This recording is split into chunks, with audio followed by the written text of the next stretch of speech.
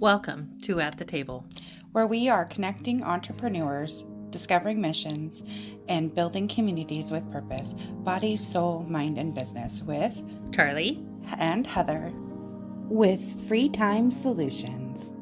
Hello and good morning. Welcome to the table. I'm Charlie, your host with this week's weekly reading. We're currently reading The Voice of Knowledge by Don Miguel Ruiz, and we're continuing our journey with Career Self-Care by Minda Zetlin.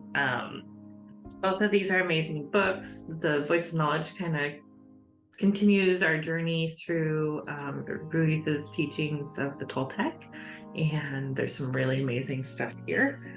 And Career Self-Care by Minda Zetlin has been an amazing journey from start to, well, we're getting a little bit close to the end, but I don't think we're going to finish it up today. Are you ready to get started? This week in Don Miguel Ruiz's The Voice of Knowledge, we are on chapter 3, The Lie of Our Imperfection. Childhood memories are recalled. I remember when I was a child, I was so free. It was wonderful to be a child. I remember that I learned to walk before I learned to talk. I was like a little sponge trying to learn everything. I also remember the way I used to be before I learned to speak. As a little child, I was completely authentic. I never pretended to be what I am not. My tendency was to play, to explore, to be happy.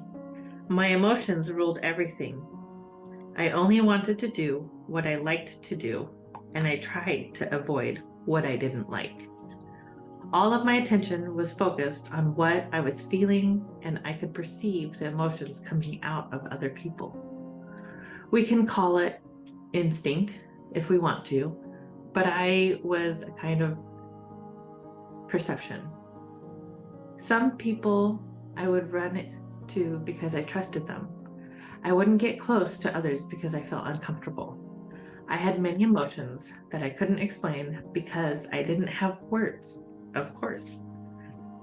I remember waking up, seeing my mother's face, and feeling overwhelmed with a desire to grab her. I didn't know that this emotion was called love. It was completely natural to love. I felt the same way about my toys and about the cat and the dog too. I remember seeing my father come back from work and running to him and jumping on him with so much joy, with a big and beautiful smile, completely authentic. I could be naked and I didn't care what people thought.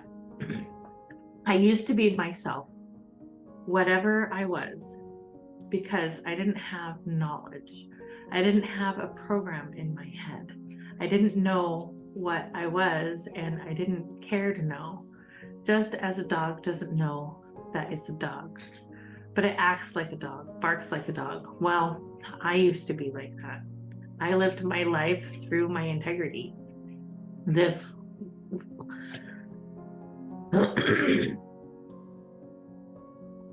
This was my true nature before I learned to speak.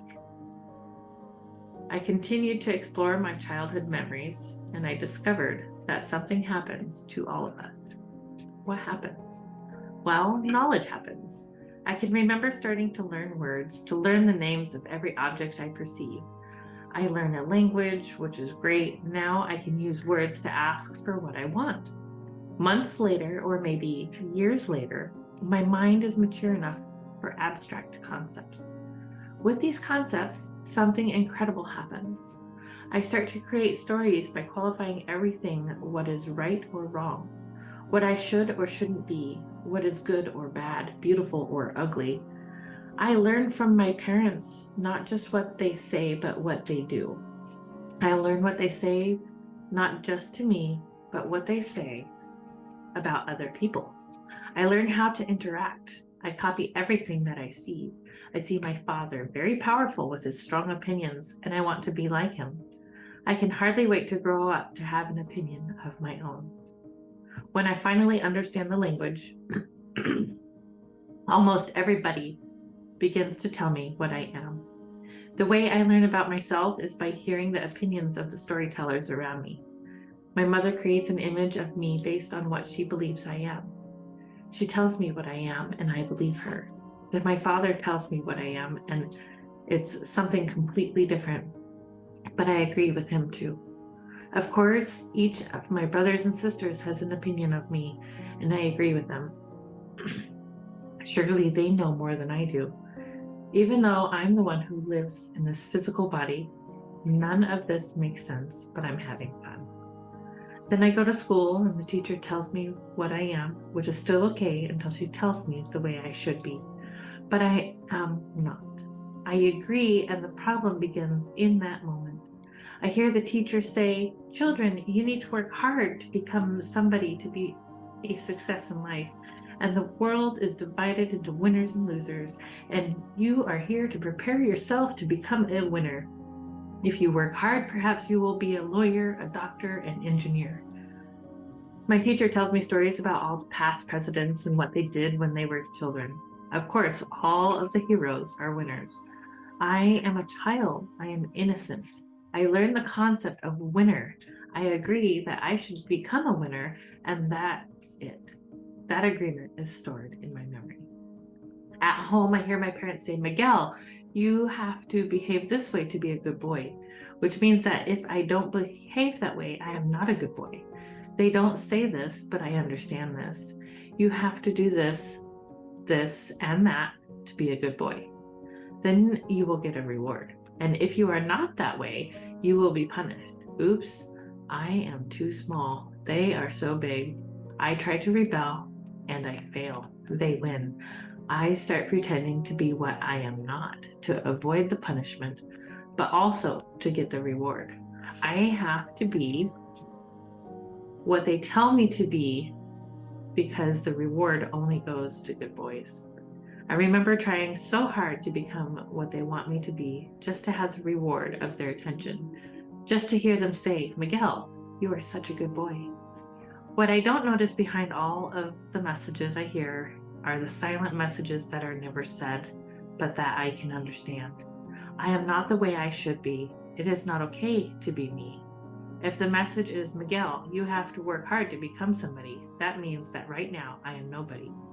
In a child's mind, the silent message I understand is I am not good enough. And not just that, I never will be good enough because I am not perfect. I agree. And in that moment, like most of us, I start searching for perfection. That's how the image of perfection is introduced in my mind. This is when I stop being myself and start pretending to be what I am not. That first lie happens in my first year of school, almost right away.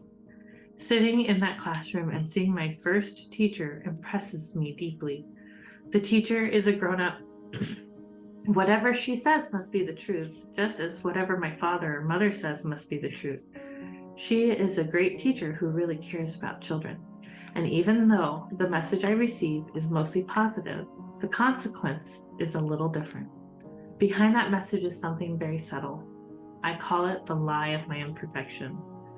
It is the main lie that I agree to believe about myself, and from that lie, more lies are invented to support it. This is the moment of my fall.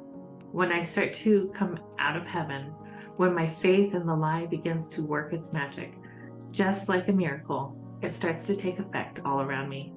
I have to work hard to be good enough for my mother, to be good enough for my father, to be good enough for my older brothers and sisters, to be good enough for my teachers. This is overwhelming, but it's not over yet. I turn on the television and they also tell me the way I should look, the way I should dress, the way I should be, but I am not. Television gives me more images of heroes and villains. I see people trying hard to be winners. I see them striving for perfection, wanting to be somebody important, wanting to be what they are not. The real drama begins when I am a teenager, because now it's not only that I'm not good enough for other people, I'm no longer good enough for myself. The result is self-rejection. I try to prove my worth to myself by working hard to get A's in school. I try hard to be the best at sports, the best at playing chess, the best at everything. At first, I do this to try to impress my father and my older brothers. Later, I do this to impress myself. At this point, I am no longer authentic. I have lost my integrity, my authenticity, because I no longer make decisions based on what is good for me. It's more important to satisfy other people's points of view. When I change schools from elementary to the next level, I'm told, you are not a child anymore. You cannot act like a child. Now you have to behave this way. Over and over, I try to please other people by pretending to be what they want me to be. I start searching for opinions from everybody. How do I look? What do you think of me? Did I do a good job? I am looking for support for someone to tell me, Miguel, you are so good.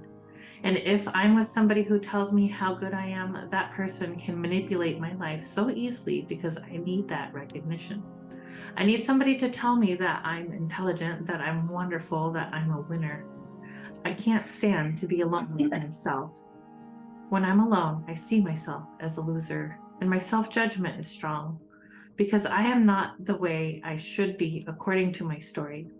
I judge myself and find myself guilty. Then I begin to use everything around me as an instrument for self-punishment. I have the tendency to compare myself with other people. Oh, they are better than I am. Well, they are worse. That makes me feel a little better, but then I see myself in the mirror. I don't like what I see. I reject myself. Of course I don't love myself, but I pretend that I love myself. With enough practice, I even begin to believe what I pretend. Later, when I really try to prove myself in society, I become a medical doctor. Does becoming a medical doctor finally make me a winner? No. Oh no. There are cardiologists, neurologists, surgeons. Then I become a surgeon, but I'm still not good enough according to my story.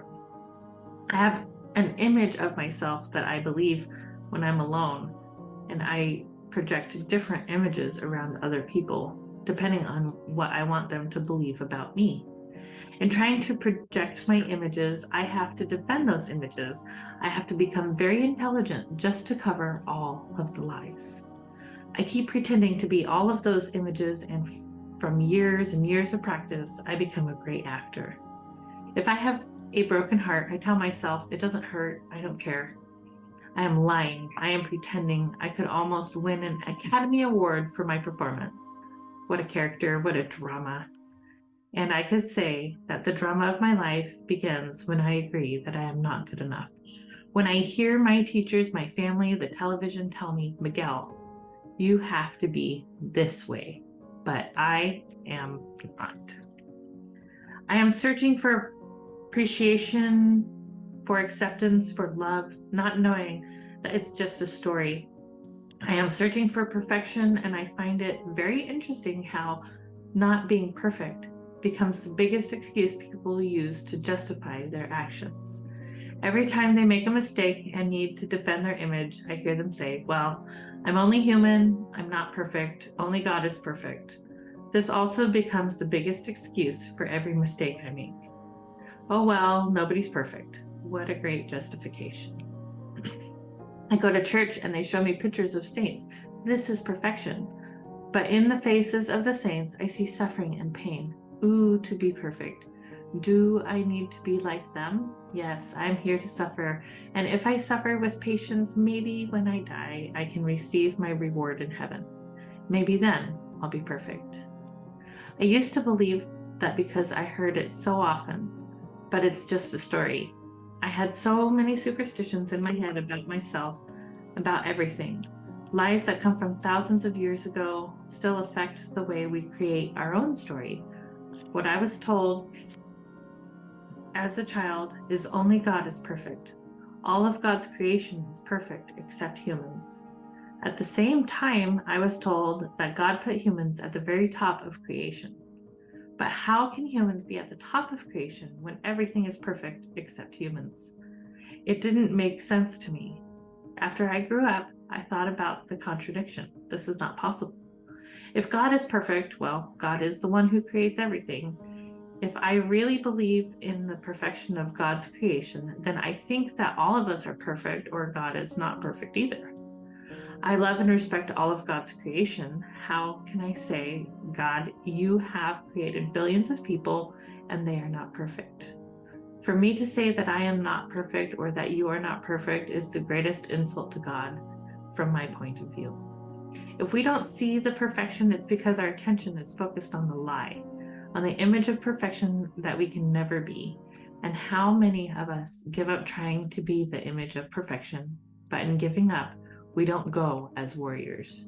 We just accept that we are failures, that we will never make it, and we blame everything outside of us. I didn't make it because nobody helped me, because this or that or whatever. There are hundreds of excuses, but now the self-judgment is even worse than before. When we are still trying to be perfect, the judgment is there, but it's not as bad as when we give up.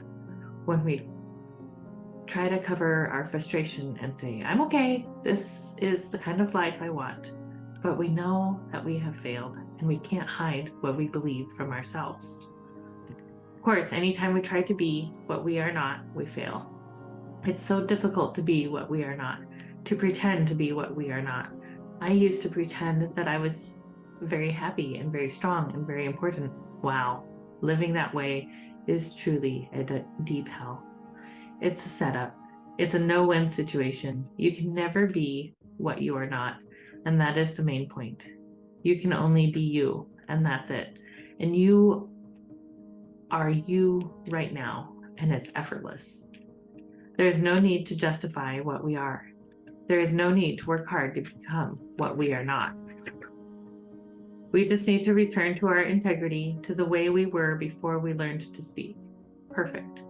As a little children, we are authentic. When we are hungry, we only want to eat. When we are tired, we just want to rest. Only the present time is real for us. We don't care about the past and we aren't worried about the future. We enjoy life. We want to explore and have fun. Nobody teaches us to be that way. We are born that way. We are born in truth, but we grow up believing in lies. This is the whole drama of humanity, the whole problem with storytellers. One of the biggest lies in the story of humanity is the lie of our imperfection. That lie had a big effect in my own life, and though I tell others not to make assumptions, I have to assume that in one way or another, this happens to all of us. Of course, there are differences in the story, but I think the pattern is more or less the same for everyone. Hardly anyone can escape from the setup. I was a perfect little child, I was innocent, and I ate the lie that I am not what I should be. I believed that I would have to work hard to become what I should be. This is how I learned to create my story, and because I had faith in the story became truth for me. And the story, even if it is full of lies, is perfect. It's wonderful and beautiful. The story is not right or wrong or good or bad. It's just a story. That's all. But with awareness, we can change the story step by step. We can return to the truth. Points to ponder. As little children, we are completely authentic. We never pretend to be what we are not. Our tendency is to play and explore, to live in the moment, to enjoy life. Nobody teaches us to be that way. We are born that way. This is our true nature before we learn to speak. When the human mind is mature enough for abstract concepts, we learn to qualify everything, right or wrong, good or bad, beautiful or ugly. We create a story about what we should be. We put our faith in the story, and the story becomes the truth for us. Behind all of the messages that we hear as children are the silent messages that are never said, but we can understand. It is not okay to be me. I'm not good enough. The moment we agree, we stop being ourselves and start pretending to be what we are not, just to please other people, just to fit an image they create for us according to their story. You can never be what you are not. You can only be you, and that's it. And you are you right now, and it's effortless. Humans are born in truth, but we grow up believing in lies. One of the biggest lies in the story of humanity is the lie of our imperfection. It's just a story, but we believe it. And we use the story to judge ourselves, to punish ourselves, and to justify our mistakes. Everything in God's creation is perfect. If we don't see our own perfection, it's because our attention is focused on our story. The lies in our story keep us from seeing the truth, but with awareness, we can change the story and return to the truth.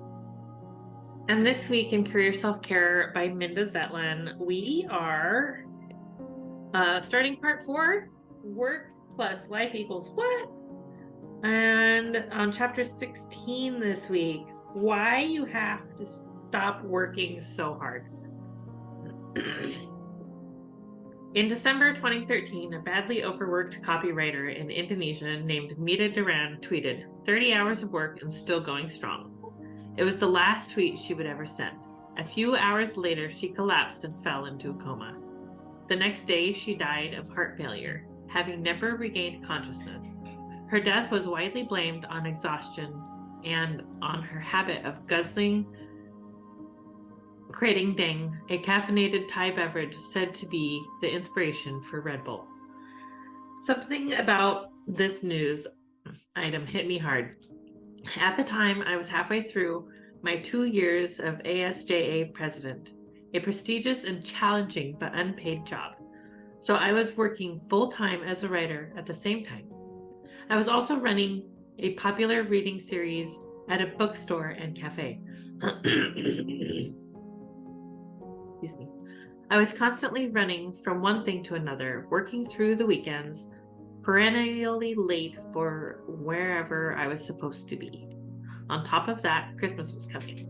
Christmas was always a big deal in our household, with stacks of presents for the family and a huge New Year's Day party we hosted every year.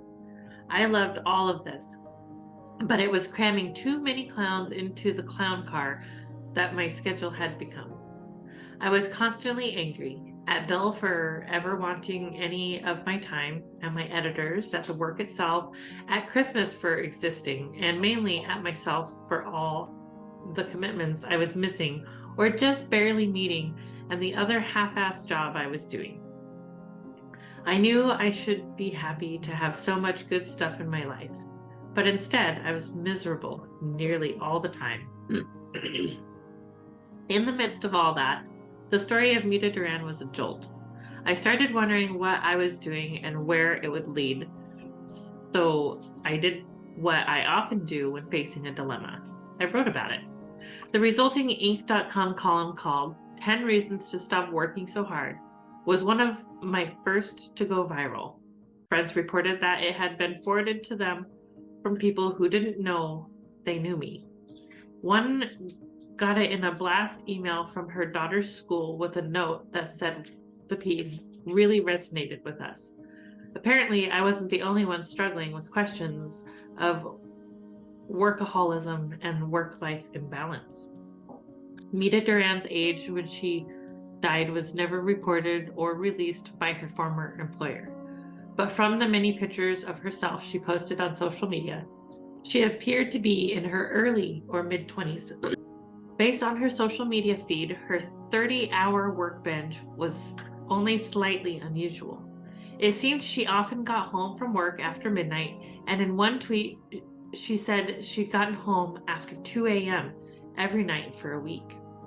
In another, she wrote, "So it's 2 a.m. Friday night, I'm at the office, nibbling on junk food with 9 other creatives.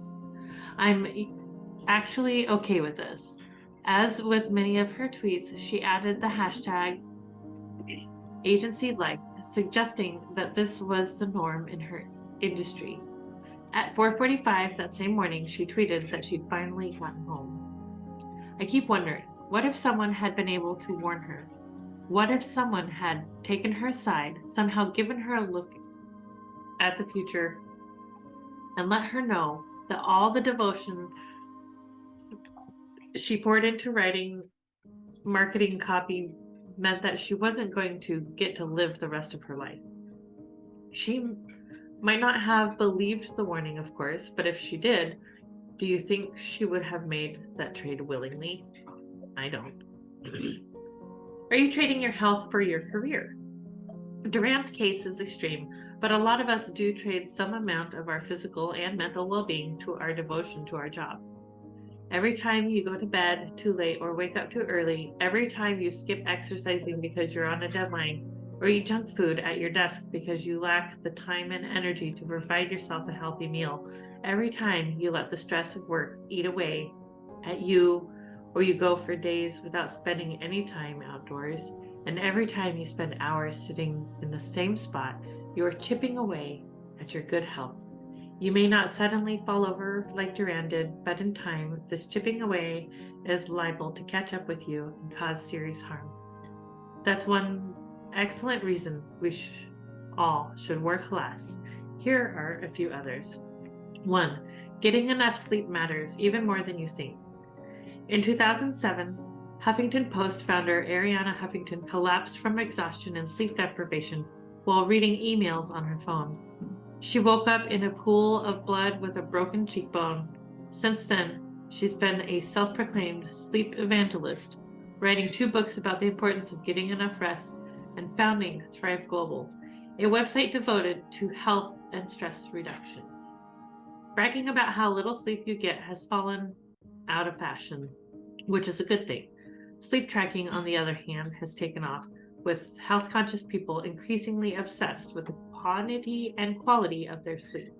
8 hours of sleep a night became the ideal, often sought after and rarely achieved, at least by me. Then, in 2018, a Penn State sleep expert named Daniel Gartenberg upped the ante by arguing that 8 hours of sleep isn't enough, because most people spend some of their time in bed either falling asleep or slowly waking up, so that you need more time in bed to get 8 hours of actual sleep. If you're failing to get enough sleep because of devotion to your job, that's a really bad and counterproductive idea, because being sleep deprived will affect your work performance a lot. According to the Division of Sleep Medicine at Harvard Medical School, being awake for 24 hours causes the same level of mental impairment as a blood alcohol level of 0.10%, which would make it illegal for you to drive in all 50 states. Sleep deprivation particularly affects your prefrontal cortex, the part of the brain reasonable for logic and complex thought.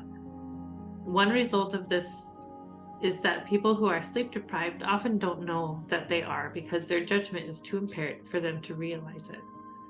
You may think none of this applies to you because you never stay up for 24 hours straight, but you can achieve the same effect by not quite getting enough sleep for enough nights in a row.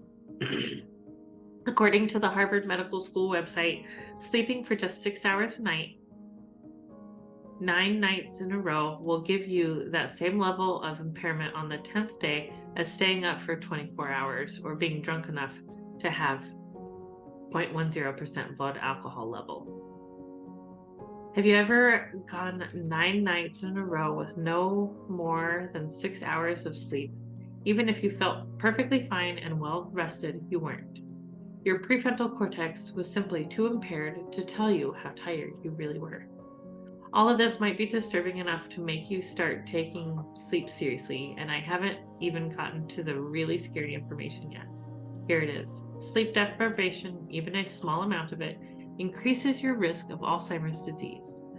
Scientists have learned that during deep sleep, cerebrospinal fluid washes through our brains, removing the beta amyloids protein fragments that are believed to cause Alzheimer's. Have you ever been close to anyone who had Alzheimer's? I have. My mother lived with it for more than 15 years, while it slowly robbed her of everything, including her ability to walk, speak, and feed herself. Since reading about this research, I've thought a lot about how she spent weekends in the country with my retired stepfather, then rose at 4 a.m. to beat the traffic back to Manhattan, and how she stayed out late at night, then rose early for work the next day. This is not a disease you would wish on your most hated enemy, I don't care how wonderful your job is. It isn't worth it if it keeps you from getting a healthy amount of sleep. Number 2, you'll be better at your job. This is the lesson I learned the hard way in 2012. At my first in-person board meeting as president of ASJA, shortly before that meeting, I had started as an Inc.com columnist, and I was determined to do well at both things, both of which were highly important to me. I traveled to New York City the evening before the board meeting and then sat in my hotel room that night working on a column. I'd been scrambling hard for days, trying to get everything done, with less than 6 hours to sleep before I had to get up for the board meeting. I crawled into bed, the column just barely completed. The next morning, I crawled out of bed again and made my bleary-eyed way to the conference room for the board meeting. There was just one problem. I was the president, therefore I was the one leading the meeting. I couldn't glance at my email or momentarily let my mind wander, as I'd done at countless meetings before. I bet you have too. I had to be as focused and mentally alert as I could be for every minute of the meeting, which would last from about 9 a.m. to about 4 p.m. with a break for lunch. I got through the meeting without falling asleep in my chair and without doing anything understandingly stupid, which was an accomplishment in itself, given how tired I was. I don't think we made any terrible decisions that day, but 15 highly accomplished and very busy people had pulled themselves away from their work and families to join me at this meeting to plan a path forward for our organization, and I'm sure some of them left thinking it hadn't been a good use of their time. Worse than that, it was a missed opportunity to do what we were there to do, plan a strategy for the organization's future. I was painfully aware of how badly I sucked at my job that day. It was a valuable lesson in setting appropriate expectations for my own energy level and my own brain. I'll get into the brain science more in chapter 19, but for now, the important thing to remember is that the amount of time we can think clearly and perform at our best on any given day or in any given week is a lot shorter than we would like it to be, and a lot shorter than we think it is. On the other hand, the list of things to do that we all keep in our devices on paper or even just in our heads is a lot longer than we would like it to be. We will never get to the end of that list, and we will never be able to do all the things that we think are important. Even if we do, new important things will come along to take their place. This is why productivity experts so often tell people to take the bottom items of their to-do lists and focus on no more than 3 tasks each day. In a world of multiplying opportunities, obligations, and work overload, learning to do less and to protect your own energy level is a superpower. Number 3, you'll be more creative. There's a reason for the old cliche about people getting great ideas in the shower, and a reason so many people have aha moments. When they're hiking, fishing, or otherwise relaxing, brain science tells us that when we take our minds off work for a time, something called the default network in our brain makes connections between its different functions, and those connections help spark new ideas and innovation. An exhausted, overworked brain that spends all of its time trying to solve immediate problems or be productive has no opportunity to activate the default network or make those connections, and little time to think about the larger issues because it's too busy dealing with day-to-day problem solving. Think of the times you've had your most creative or most powerful ideas, and when you've come to clarity about a difficult decision you had to make. I'm willing to bet that many of those were times when you were away from work and away from the distractions of modern life, walking, doing yard work or house cleaning, on vacation, or yes, in the shower. Whenever that happened, it was a demonstration of the power of your default network. You can harness that power more often, but only if you give your overworked and overstimulated brain a chance to turn off. Number 4, you'll have better relationships at work and at home.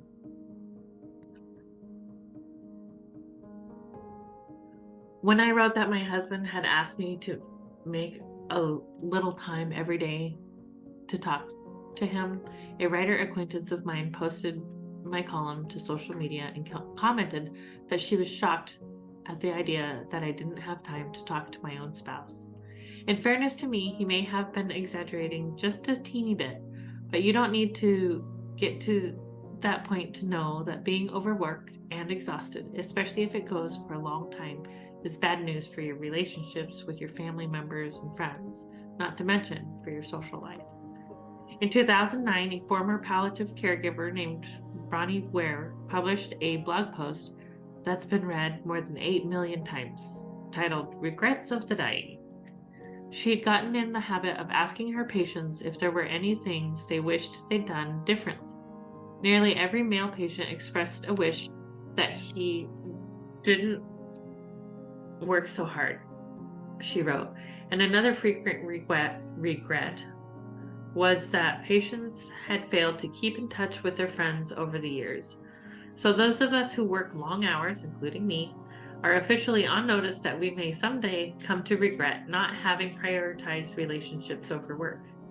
It may be less obvious to you that working long hours and overloading yourself is also bad for your relationships with your colleagues, your boss, and anyone who reports to you. Why? For one thing, an exhausted and overworked person is usually a grumpy one. You can try your hardest to be the nicest version of yourself, but if you're overtired, you're probably miserable. And if you're feeling miserable, you're probably making the people who interact with you unhappy. Moods, particularly bad ones, tend to be highly contagious. There's an even bigger problem, though. Overwork doesn't happen in a vacuum. If you work all weekend to meet an unreasonable deadline, you're setting the expectation that it's fine to give you more deadlines like it, that you'll willingly sacrifice the time you're supposed to have for rest, relaxation, and socializing, and spending time with your family whenever your employer or customer wants you to. You may think you're being a valuable employee, but in fact, the opposite is true. Because as we've seen, working too many hours means depriving your customer or employee of your best work, your creativity, and the kinds of insights only a rested brain can produce. Worse, you're putting your coworkers in the unpleasant position of having to watch your impossible work hours or risk looking like slackers by comparison. And if you have people reporting to you, overworking yourself may lead them to think you expect them to overwork themselves too. I realize that in almost every job, there are all hands on deck moments, such as preparing for a big presentation or filling an unusual order, dealing with an unexpected crisis, or a seasonal spike in demand, such as holiday time. But in too many workplaces, these moments when you have to give your absolute all seem to arrive every month or even every week instead of once in a great while. Where is the dividing line between the reasonable expectation that people put in extra effort at special crunch time and the unreasonable view that crunch time is a frequent or even ongoing state? I don't know. But I do know that an awful lot of employers are on the wrong side of it. Number 5, work matters less than you think it does. Just as tiredness clouds our judgment so that we can't tell how tired we are, overworking and hyper-focusing on our jobs distorts our judgment about how important those jobs are. Companies these days like to talk about their missions. Missions and visions are very much in vogue. A few years ago, I set out to find some of the worst ones for a column, and I found one company that said its mission was to make every brand more inspiring and the world more intelligent. Lofty goals, but in case you were wondering, what the company actually did was manufacture stick-on labels. That's a ridiculous example, but it's much, much too easy to get pulled in by lofty claims or lofty ideas about the significance of our own work. Simple math tells us that if you work at least 55 hours a week, as many people do, and if you sleep 8 hours a night, as everyone should, you'll spend at least half your waking hours at work during your full-time career. Chances are you'll feel a lot better about that if you believe your work means something. This dynamic may make it easier for you to convince yourself that making just a little more money for your company's stakeholders or helping someone market their product more effectively is making the world a better place. At least until you take a step back and really think about it. The kind of thinking you can do when you rested and have reasonable amount of time off. But what if you do work for an organization that truly is making the world better by treating disease and helping people in need or preserving the natural world? In that case, the temptation to work too hard is going to be particularly acute. You have to resist that temptation, though, because as we've seen in Chapter 2, working longer hours doesn't necessarily mean you'll get more done. People who work 60 hours in a week get less done than those who work 40 hours. And if you're chronically tired, you simply can't do your best work. In the hallway outside my office door, there's a picture of my mother and stepfather, both of whom have been dead for several years. I didn't plan it this way, but every day when I leave my office, the first thing I see is the two of them, her in her 80s, him in his 90s, sitting on a deck near a beach, holding hands and clearly devoted to one another. They both worked extremely hard throughout their careers and cared a great deal about their jobs, but other than as a means of providing retirement funds, those jobs didn't seem to matter a whole lot by that point, and even less now.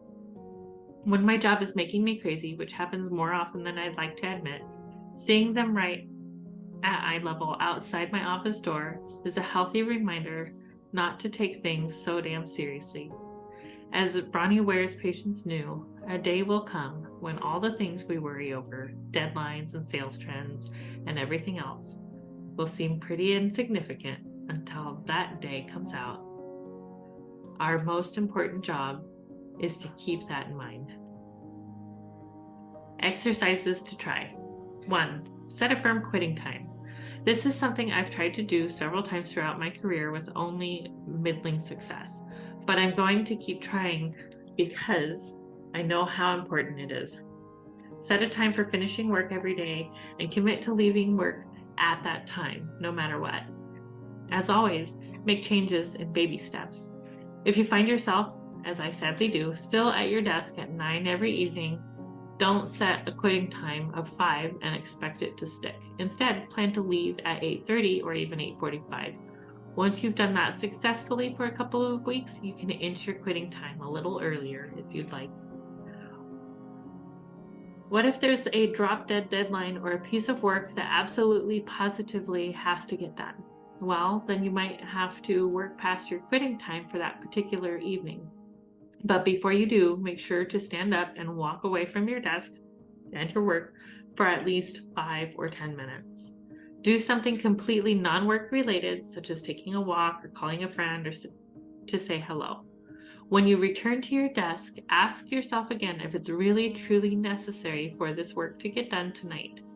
If the answer is still yes, you can go back to work.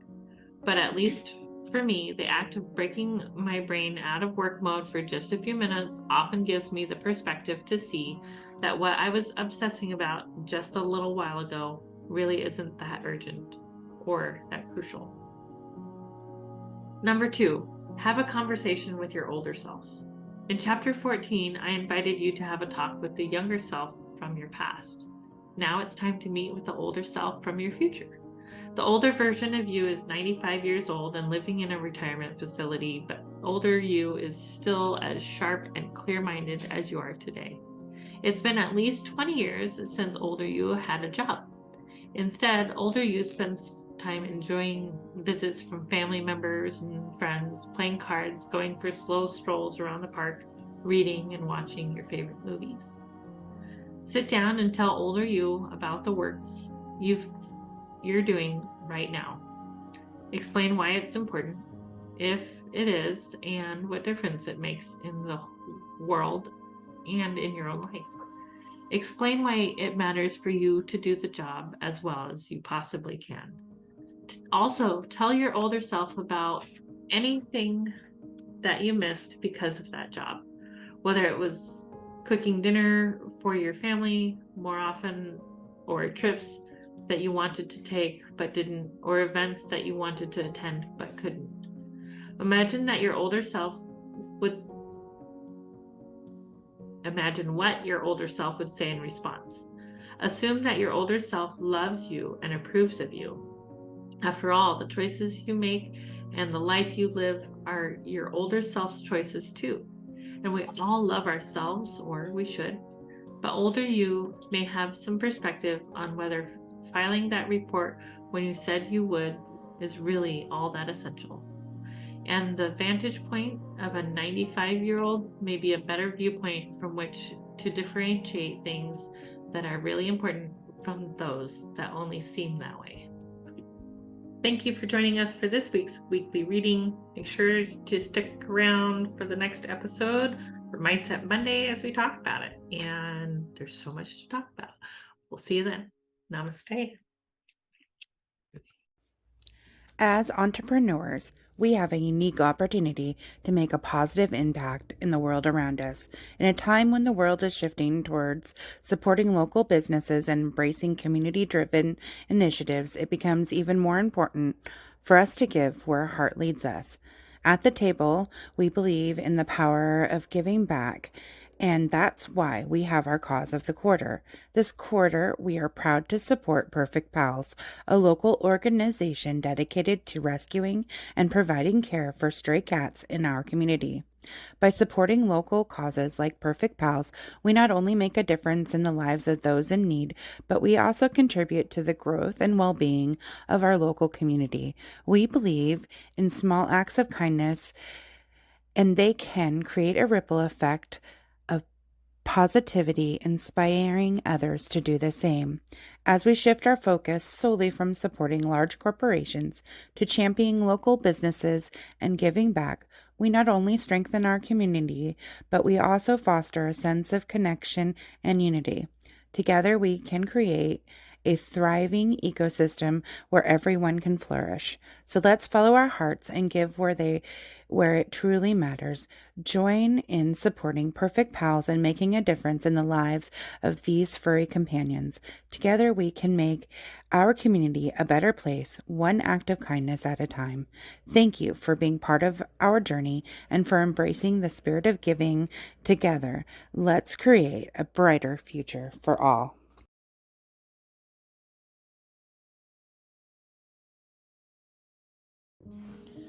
Are you tired of juggling endless tasks, struggling to find time for what truly matters? We have the solution for you. Introducing Free Time Solutions, your ultimate partner in reclaiming your time and maximizing your potential. At Free Time Solutions, we specialize in helping businesses like yours thrive in a digital world.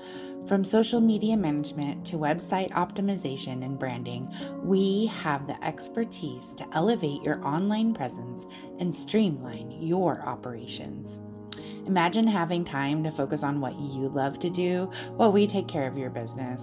With our dedicated team of experts and innovative solutions, we leave you free to pursue your passions and achieve your goals. Whether you are a small business owner, entrepreneur, freelancer, we offer comprehensive services tailored to your needs. Our goal is simple: to give you back time, freedom to do what you do best while we handle the rest. So join us at the table and let Free Time Solution empower you to take control of your time and unlock your full potential. Visit our website at www.yourfreetimeback.com. That's www.yourfreetimeback.com to learn more and schedule your consultation today. Free Time Solutions, your partner in success. Let's make the most of your free time together. Thank you for joining us at the table. Stay tuned for weekly readings on Sunday, Mindset Monday, discussing our weekly readings on Monday, and on Friday, our interview and potentially guest host. Stay tuned. Thank you for joining in on the fun. Be sure to like and subscribe for more.